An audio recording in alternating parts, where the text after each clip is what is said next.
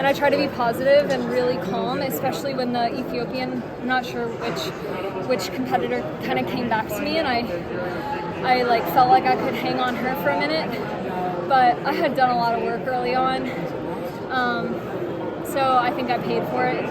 I mean, I don't know, like, I definitely wanted to be somewhere in like the 4th, 5th, 6th position. I thought was super reasonable, and I think if I had run the race differently, of course, like, that's not unrealistic, but I just didn't run safe.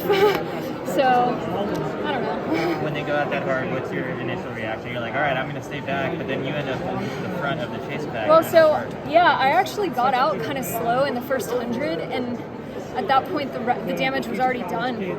So by the time I got from like 8th up to 4th, they were so far ahead of us already. So yeah, I mean, like, I kind of missed that move altogether, and then once I got to the front of my pack, they were so far ahead already, and it was like, do I just like gun it right now and try to get up there?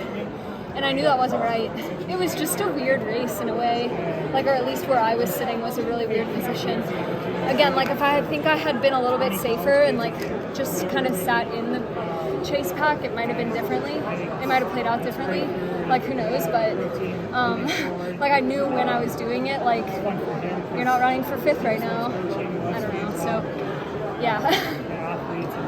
So are you proud of yourself for not running for 5th, or do you kind of wish you'd run for 5th? Oh no, I mean, like, I always feel like that kind of stuff pays off eventually, and like, maybe that makes me like a super optimist, but like, I don't know, I would do it the same way every time, and I know that I would figure it out one of the times, and it would be worth it. So I mean, sure, again, like, the difference between 4th or 5th, like, really is probably, if I had run safe, I could have gotten like 4th or 5th, maybe. And the difference between that and 10th is huge, but I don't know.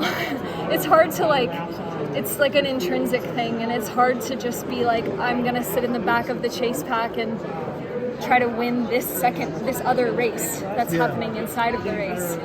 Like, I don't know, that's not how I thought about the final for the last year plus, so it's kind of hard to like change that mid-race and be like, oh, actually, I'm gonna run for 5th today. Heading in, what did you think the race would I mean, I assume you probably thought it was going to go fast because I always pictured 100%, yeah. I knew there was going to be 2 people who were like essentially like able to make the race whatever they wanted it to be, and sort of the other 11 of us could kind of like expect that, you know, there were 2 people who could kind of play whatever way they wanted it to go.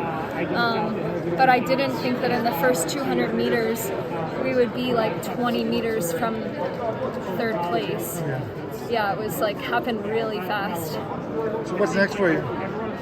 As many diamond leagues as I can do. Yeah, I mean, again, like, still have similar goals as before this race, like break 4, and yeah, work on my ranking, and I just want to break 4 the rest of the season. That's my big goal. Does the ranking help you get into other meets for next year? Yeah, I mean, what I did today will help me. I mean, what I did this week will help me, but time is still obviously a big part of this whole game, so I want to break 4. That's a huge goal, and I know I'm ready to. So. All right, thank you.